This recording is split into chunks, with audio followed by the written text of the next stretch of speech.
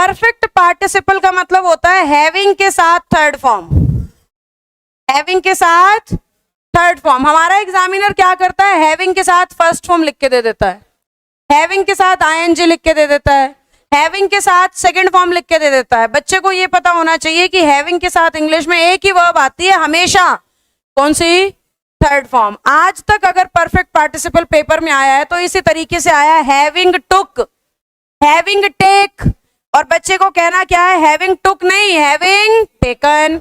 Having taken होना चाहिए, ना टेक, ना टुक, ना टेकिंग, ना बीइंग टेकन, कुछ भी नहीं। हमेशा हैविंग के साथ सिर्फ और सिर्फ क्या होगा, थर्ड फॉर्म होगा। और जनरली परफेक्ट पार्टिसिपल का काम होता है एक काम खत्म होने के बाद दूसरा शुरू होता दिखाए। जैसे खाना खा के मैं संस्था पर आया, आपने ये सेंटेंस बनाना है तो उसमें जरूरत पड़ेगी having taken food I came to the institute. Having taken food, खाना खाते ही या खाना खाने के बाद मैं यहाँ पर आ गया। अब हमारा एग्जामिनर जब एरर बनाएगा टेकन को रिप्लेस करेगा बेटा, हैविंग गोन की जगह हैविंग गो लिख देगा। बच्चे को बस ये याद करना है कि जहां पे मैं हैविंग को यूज कर रहा हूं उसके बिल्कुल साथ कौन सी फॉर्म आएगी, और कुछ नहीं आ सकता कभी भी।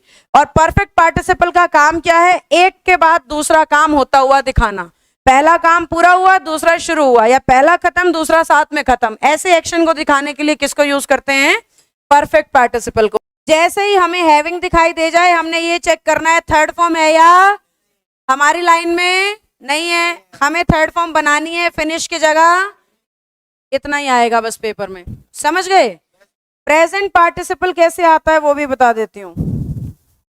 प्रेजेंट पार्टिसिपल का काम होता है किसी काम के होने का कारण दिखाना। कोई फेल हो गया क्योंकि पढ़ता नहीं था, कोई गिर गया क्योंकि ध्यान से चलता नहीं था, पापा ने मारा क्योंकि चोरी कर रहा था। तो ये जो क्योंकि के बाद बोल रही हूं ना, ये फीलिंग दिखाने का काम होता है किसका, प्रेजेंट पार्टिसिपल का। यानी इस काम के होने का कारण क्या है, उस कारण को एक्सप्रेस करेगा कौन, प्रेजेंट पार्टिसिपल। अब अपनी लाइन को पढ़ना जो मैंने मार्क कराई थी, carry a bag in his hand he slipped out unnoticed. हाथ में बैग होने की वजह से वो फिसल के गिरने, क्या, हाथ में बैग होना, और कारण को कौन दिखाता है, प्रेजेंट पार्टिसिपल। तो कैरी अ बैग की जगह कैरिंग अ बैग।